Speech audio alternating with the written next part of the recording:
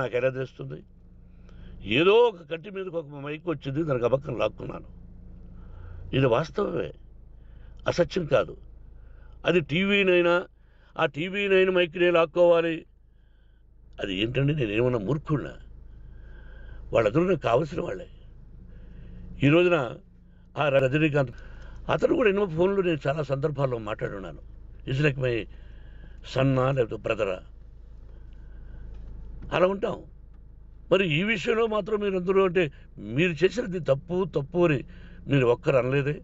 కానీ జర్నలిస్టు సోదరులు ఒక ఆడపడుచు, దాదాపు ఒక 5-6 మంది ఆడపడుచులు, ఒక 5-6 మంది సోదరులు, వాళ్ళందరూ మాట్లాడారు. కొట్టడం తప్పైనా ఏ సందర్భంలో కొట్టవలసి వచ్చింది, ఇవన్నీ క్లియర్గా మాట్లాడారు. అవన్నీ మీరు చెప్పరు. కాబట్టి పైన భగవంతుడు చూస్తున్నాడు. పోలీస్ అంటే నాకు ఇష్టం. ప్రజలను కాపాడవలసిన బాధ్యత వాళ్ళది, రక్షణ కల్పించవలసింది. నా విద్యాలయానికి కూడా ఐపీఎస్లు ఐఏఎస్లు అయిన విద్యార్థులు ఉన్నారు. వాళ్ళకు న్యాయం ధర్మం నేర్పించి పంపించాను నా ఇన్స్టిట్యూషన్లో. But they are perfect. కొంతమంది ఐపీఎస్లు ఐఏఎస్లు డీసీపీలు ఇలా చాలామంది ఉన్నారు. బట్ ఎక్కడెక్కడో పనిచేస్తున్నారు. వాడు నా బిడ్డలు.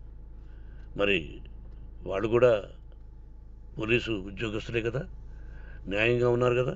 కానీ ఇక్కడ మాత్రం ఏకపక్ష నిర్ణయం ఏమి చేస్తున్నారో మీరే ప్రజలారా చూడండి, ఆలోచించండి. నేను న్యాయమా అన్యాయమా, నేను చేసింది న్యాయమా అన్యాయమా, మీరే ఆలోచించండి. నా ఇంటికి తలుపులు బద్దలు కొట్టి రావడం న్యాయమా, మీరే చెప్పండి. ఎల్లప్పుడూ మీ ఆశీస్సులు కోరుకునే మీ మోహన్ బాబు. కుదురుగా ఏవేమి జరుగుతున్నదని అందరికీ తెలుసు.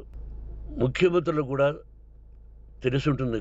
ఎందుకంటే వాళ్ళు ఎన్నో సమస్యలతో తలమునకలై ఉంటారు.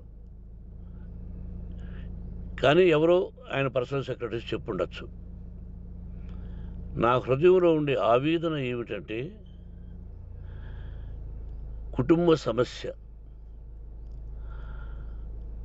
సమస్యల్లో ఎవరైనా పర్మిషన్ లేకుండా ఇతరులు జోక్యం చేసుకోవచ్చా, మీరే ఆలోచించండి. 100కి 100% అనాల్సిన అవసరం లేదు. కనీసం 95-98% కుటుంబ సమస్యలు ఉంటూ ఉంటాయి. అంటే మేమంతా నటులం కాబట్టి మా విషయాలు, పాపులర్గా ఉన్న రాజకీయ నాయకుల విషయాలు, కొంతమంది ఉన్నవి లేనివి ఉన్నవి చెబుతూ ఉంటారు. చెప్పేవాడు కూడా ఆలోచించాలి, వాళ్ళ మనసులు, వాళ్ళ కుటుంబ సమస్యలు అని. ఇదంతా ప్రజలకు తెలుసు.